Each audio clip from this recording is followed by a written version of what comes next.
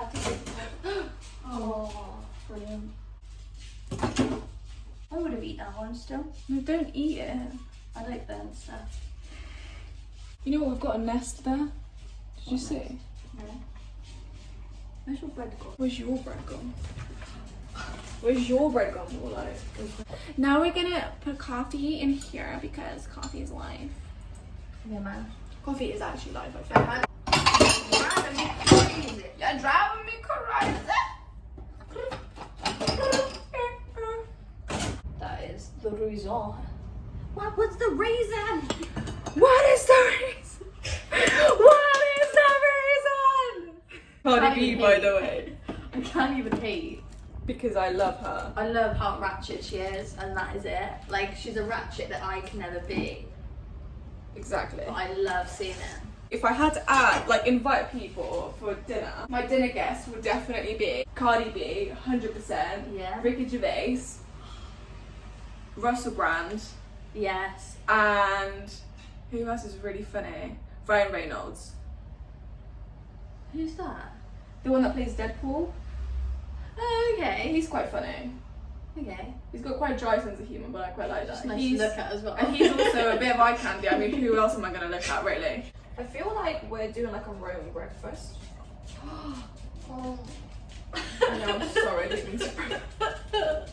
How would you say that? Guys! Hello. It's us again, Ellie Back and again. Mand. Back with our usual shit. We are going to talk today about things that we've been through and the theory behind it, essentially. How we have gone through the process of trying to be a better person, Change your mindset. change your mindset, clear your Outlook head. on life. Absolutely. It's going to be a little bit of an insight of where it comes from. It's not It's gospel, just- it's no. our own opinion. Yeah. Disclaimer. What is that? What is that? Oh my god, what is that? Enjoy. Chomp at the camera. I realised, no, in the last video, I'm literally there, like, just it. Like Bit on your mouth. Just there. well, Just there. how I feel like. We were talking about like how to get out of the mindset. I think it was like Wednesday or something. Let's snap out of it because I felt sick and tired of sitting there feeling sorry for myself because I felt so rubbish. There's a lot of stuff that is like out of our control right now. There's things that we want to be doing, but we can't. So what am I going to do that I can control? What is Absolutely. something that I can do to make myself feel better? Yeah. Being resilient. It's like that Yeah. podcast I was listening to the other day. Fucking I mean love podcast. podcasts. It was a Honestly. TED talk. It was a TED talk about resilience. It was like 3 points, 3 secrets of people that are resilient and what they kind of do. And 3 points were like, make sure that you understand that it isn't all about you and the fact that bad things happen to everyone. Like being resilient is the best thing to do because then you just allow yourself to understand that the world isn't against you and you feeling shit or things not happening for you. It's not because of you, it's because everything happens to everyone. So yeah, resilient people understand that shit happens, suffering is part of life. There are things that happen in life that you just have to help yourself to get out of it. You can't be in this process forever.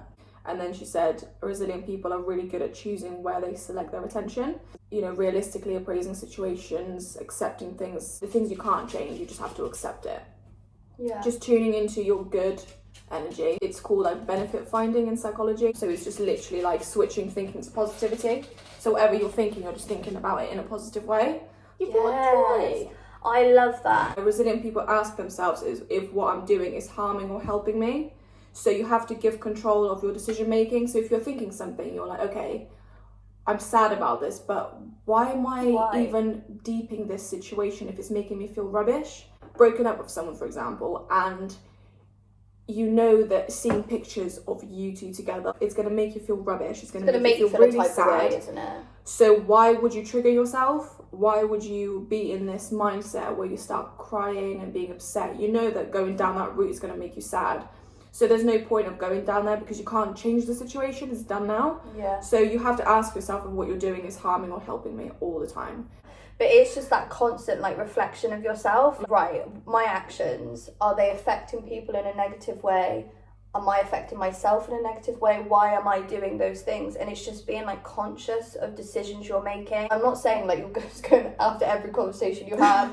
I'm not saying like every single time you ever do anything you're being self-reflective. We definitely do. I mean, we you do. have to be like us. Not all the books that you have to take with a pinch of salt, like, and 100%, apply them to your life. But it's just like teaching. I was reading quotes to you yesterday, and you were like, look at the bigger concept of it. It does make sense, but you can't take everything something is saying as gospel and be like, oh yeah, definitely apply that to every situation. Like the book that I read yesterday, it was like the 4 agreements.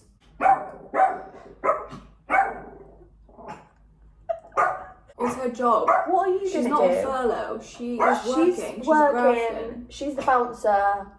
That's it. She's the bouncer to this establishment. Oh, can I really get my notes up again? We love notes. It's the 4 agreements he was talking about. Is the first one was be impeccable with your word. You can say the smallest thing to someone and they can carry that forever. Like calling someone fat, or calling someone stupid, or calling someone ugly.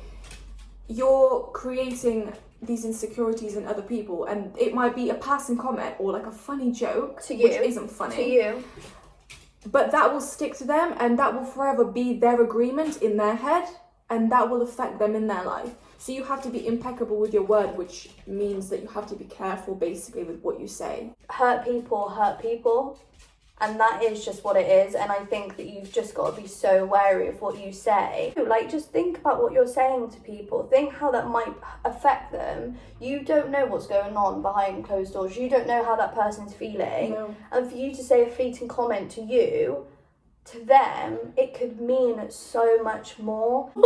She just wants you, so that's just gonna have to be, isn't it? I don't understand. I don't understand. Quote time from this book that we were actually talking about. Nothing other people do is because of you, it's because of themselves. All people live in their own dream, in their own mind. They are in a completely different world from the one we live in. When we take something personally, we make the assumption that they know what is in our world, and we try to impose our world in their world. So essentially what that's saying is we can't expect everyone to think the same way as we do, and just because they don't think the same way, it doesn't mean it's wrong. But you have to be careful what you say, because you don't know what that person might be thinking and how, they're living their life. Your little passing comment might be an absolute destruction to them. Even when a situation seems so personal, even if others insult you directly, it was nothing to do with you in the first place. What they say, what they do, and the opinions they give are according to the agreements they have in their own minds. And that's their point of view. That is how they feel, but that's because they're dealing with something within themselves, and they see the world differently to what you do. So what they're saying is a projection of their reality, like how they're feeling in that moment. You can't take everything that somebody says literally. Agreement is don't take anything personally. Yeah. That's literally what he goes on, and he says, be careful with your words, but don't take everything personally, because not everything is about you. And then the third agreement is don't assume. So assumptions about something, just because you don't want to ask the question directly, you then fill the gap and the void of not knowing what the person meant, and then you're filling the gap with your own thoughts, and that then creates such miscommunication between people, because you're overthinking 1 million things. Assuming is so bad. I'm literally the one. The last of the agreements is the 4th agreement, which is just do your best. So you just have to do your best. As a person, your best will vary. But when you look back at something and you think, I did that, and I did that to my best ability, you can't blame yourself then for anything. You can't say, oh, I could have done that, I could have done this, because it's then out of your control in a way, because you've done everything you could in that situation. A little break. Ellie had a Zoom meeting. I'm very busy, guys. I've got people to speak to. 2 p.m. meeting, that's what we're talking about. Yeah, I think the last point is don't do people the way they do you. And I think that is really, really important, because everybody in life goes through things and situations where somebody or something has deeply hurt them. But it's not about kind of getting back at them. And I think that it is so easy after a situation's happened that's hurt you, that you feel like, I'm just going to act that way towards them, but there's more strength and more growth in actually using what they have done or a Yeah. situation you've been in to do better. But even not doing that to them, you think, oh, I'm sick and tired of being a good person all the time. Oh, yeah, And yeah. then people throwing it in your face. Or like being vulnerable, or Yeah. just showing a part of yourself that you wouldn't usually.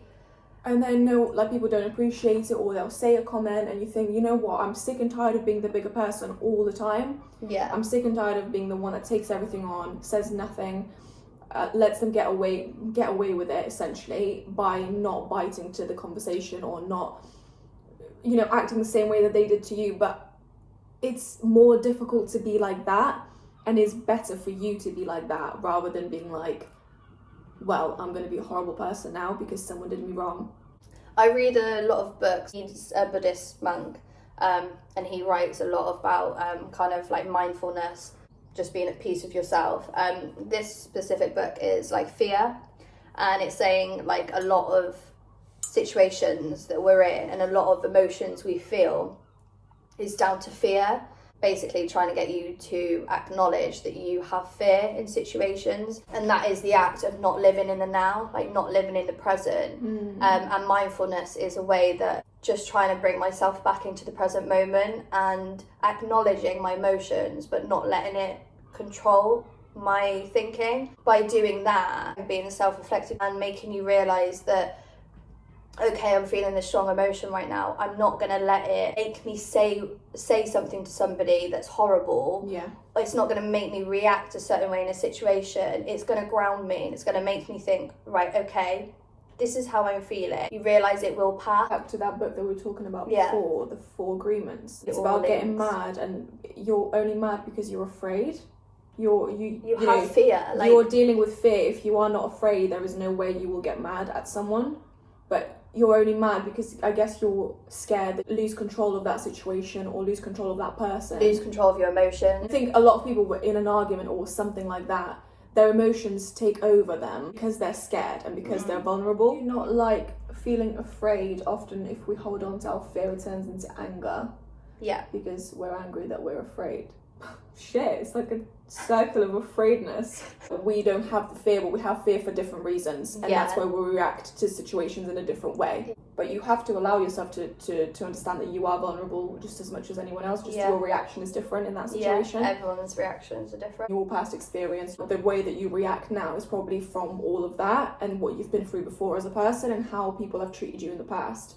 And now those kind of agreements in your head have been created, and those laws in your head have been created, and it's Yeah. really hard to overcome them, and it takes ages to do that. You need to, because you can't Because you that's can't not- do people the way they do you. You Never. can't think that way. You can't, just because somebody has done something, you can't then go on with that mentality and being afraid that that same situation is going to happen again. You've got to be on the defense, because you can't live your life like that.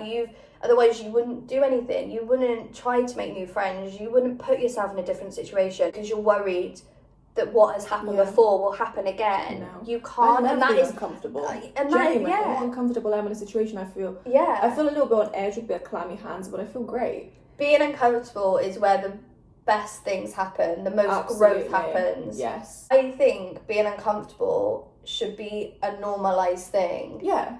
That actually, when you're uncomfortable, it's because you're putting yourself out there. It's because you're growing a set of balls and you're saying, I'm going to put myself in that situation. I'm going to see what comes. It might be a good outcome, it might be a bad outcome. You try and get yourself out there, Yeah, because personally that's how you grow for us, I think. definitely. That's growth. That's growth. You love to see it. Just read a little bit. It says, sometimes someone we love, our child, our spouse, or our parent, says or does something cruel, and we feel hurt. We think it is only we who suffer, but the other person is suffering as well. If he weren't suffering, he wouldn't have spoken or acted in that way to hurt us. The person we love hasn't seen a way to transform his suffering, so he pours all of his fear and anger out on us. Our responsibility is to produce the energy of compassion that first calms down our own heart and then allows us to help the other person. If we punish the other person, he will just suffer more, and the cycle will continue. And there's always a reason why somebody is acting a certain way towards you that hurts you, probably because they're hurting themselves. And it takes I hate this phrase, but it takes a bigger person to take that, not to act in the same way they did to you, but use compassion, have your heart, and try and approach that situation in the best way that you can, so you can walk away from that situation and know that you did the best that you could, and you can what is it? Have your head held high. Walk away with your head held high. How do you say that? It takes a while for that, for yourself to be in that mentality, but the sooner you kind of realise that, and you guys, I forget words all the time, when you address, when you adopt or apply that way of thinking into certain situations, it begins to feel normal, and it becomes more of a habit. It literally becomes a habit. So if you take what you read or what you find out from other people, you adapt it into your life, you understand how it applies to normal life situations, because obviously reading something in a book and thinking, oh my god, very different, so good, but actually doing that, and it is really hard to apply it to life because situations happen and your emotions cloud your judgment very often, which is why you kind of have to understand your emotions in the first place, and then you can kind of control them because you are rational about how you react, and you understand how you react to certain situations. And because you are in control of your situations and your emotions. You apply yourself better. You're able to... Then you can adapt all those situations so much better. You're able to actually deal with it in such a better way because you've done the hard work. You've done the hard work in yourself, your mind, the way you think, changing your mindset. You're the one that has done it, worked on all of this in your heart and your soul, everything, so that when it actually comes to situations where you're with other people, you're able to control that situation and make the best of the situation you can. And it is so easier said than done, and we all make mistakes, but if you just have that mentality, it's trying. Okay, I did that, I probably could have said that better, that's fine. Forgive yourself, move on, and know that next time it will be better. We'll all make mistakes, and that is okay. You're allowed to make a mistake, and I think the most important thing is understanding and recognising you've made a mistake, big or small as it is, moving past and trying to do better than you did before. That was something. And we're not trying to say that we are perfect people. No. That's why I try to apply everything we're saying to ourselves in a way that I'm calling myself out on the things that I'm trying to not teach others. But I think that's such an important thing. People's behaviour, your own personal behaviour, you've got to be self-critical of that, and you've got to be no, that's not just the way they are. That's not just the way you think and you feel. You can do better. And it is almost like calling yourself out, isn't it? And calling others out. But I personally believe, and I think you agree, people can be better people. They can make better decisions. They can think a better way that won't harm anybody, that they won't harm themselves or others around them. With mental health, it is hard to break the cycle. Even to ourselves, applying that to a couple of years ago when we were going through it really, with really bad mindset and really bad mental health, it definitely is difficult to break that cycle. But this is, I feel why we find it really important to talk about these things. There was nobody really talking about this sort of stuff, and I feel it is a taboo subject, and it was strange. It's just we were completely isolated. I think we've both found ways of kind of trying to get ourselves to change our mindset, or just find books, podcasts, those sort of things. So it's not as if we're saying that, no, all of this stuff, you need to do this and you need to do that. No, we're just saying that this is what helped us. And we have been those people that are feeling all these sort of things. And you think, oh my god, things keep happening again and again and again. Why me? And bad things happen to everyone. You can't put yourself in the shoes of a victim and say, well, this is just me. I've got such bad luck. You don't have to think like that. And the second you realise that you're in control of your own destiny, I guess, as much as you possibly can be, then you will be a happier person overall. Yeah. You've got to take what happens to you and change it. Yeah. Do the best that you can in that situation to put yourself first and make a situation better. one last point actually was so about like the boredom.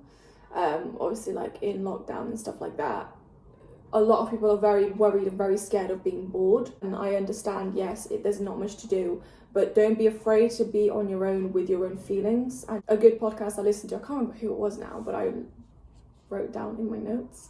It's kind of like that same thing as like distractions. Yeah. That I think we were talking about earlier, that there's distractions everywhere. Absolutely. And I think, especially in lockdown, people are bored, they're on their own, they're having to be with their thoughts and their feelings. But what they said was, boredom leads to brilliance. When you're bored, you're actually being your most productive self. Stop distracting your mind, because what your mind is actually wanting to think and the way that it wants to root itself is the way that you should allow it. Yeah. And a lot of ideas and a lot of brilliant things in life come from people being bored when they were not distracted by anything. So you're sat at home, and think how many people are like doing really creative things, and they're drawing and they're learning new things and they're getting really excited about these projects. That's because they were bored at some point. Don't get caught up in thinking goals. that happiness is the next job or the next something. Don't think happiness is somewhere else. Happiness is here today and now. It's in you. It's not in the show you're going to watch later. It's not in that. Of course, those things are add-ons, but they're also distractions, and they're distractions for your thoughts. You've got to be okay with being bored and listening to your thoughts and being happy within yourself, and using all these things in life that are distractions or add-ons in a positive way. And that's like with emotions, just feel it. Like, don't be scared. Feel what you need to feel. Feel what you need to feel. It's scary, but... And then we move on. We keep it moving. And then we feel something else and we think, Jesus, what is that? Emotions are like the sea. And it's probably as much as we know about our emotions as we do about the oceans of the world. Everybody has mental health. You can take something from this, even though you don't believe in spirituality. It doesn't matter what you kind of label it, spirituality, religion. There are ways of helping you deal with life. Dealing with yourself, your whatever thoughts. You want to label it, in the core of it, it's all the same thing. If you're able to nurture and help yourself, you're then able to help others. And that's how, spread kindness in this world. Help thy neighbour if you want to be, religious, if you want to take it from the perspective of God. Big man. It's literally about understanding and dealing with it however you want, whatever literature you want to use to back yourself. I mean, I'm an atheist. I don't really believe in much. Ricky Gervais put it really well in his podcast. Did you listen to it as well? With Russell Brand? Everybody please watch. They were just talking about how Ricky Gervais is so straight-minded in the sense that he doesn't believe in anything. He doesn't believe in God. He doesn't believe in any spirits or anything like that. Like, he's very like, there's nothing else. We come from nothing. We go nowhere. That's it. So he thinks that you just need to live your life to the fullest. Like, just live it the best you can, be the best person. And I can definitely agree with that because that's how I think. You said before that life isn't a start and a finish, it's a continuum. Like, it's a continuous process. You don't go anywhere and you don't disappear. Like, you're here forever. We will speak about the energy and that sort of thing. At a later date. At a later date, if you guys want to, tune in. This is just the surface level, I guess. Surface level. You guys. We've got so much. This is just tip of the iceberg, okay? I hope everybody's ready. Dude. It's always good to keep yourself learning. Absolutely. Keep it open-minded. We're just trying to put things that we've learned, things that we've applied to our lives, things that we're still learning. Yeah, absolutely. And we're just putting it out there. We have talked a lot. And hopefully we can cut it down and edit it so it sounds and makes sense. Cut!